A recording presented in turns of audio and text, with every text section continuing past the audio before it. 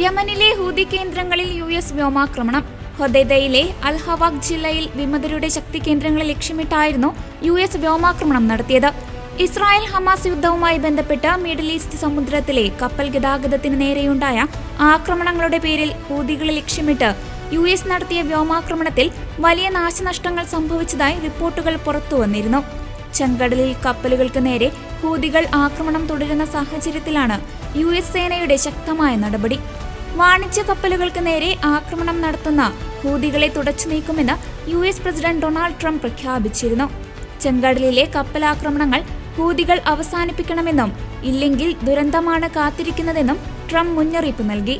ഹൂതികൾക്ക് പിന്തുണ നൽകുന്നത് അവസാനിപ്പിക്കണമെന്ന് ഇറാനോട് ട്രംപ് ആവശ്യപ്പെട്ടിരുന്നു. ഹൂതികളെ മുൻനിർത്തി US-നെ ഭീഷണിപ്പെടുത്തിയാൽ തുടർന്നുള്ള ഭവിഷ്യത്തുകൾക്ക് ഇറാൻ മാത്രമായിരിക്കും ഉത്തരവാദിയെന്നും ട്രംപ് വ്യക്തമാക്കിയിരുന്നു.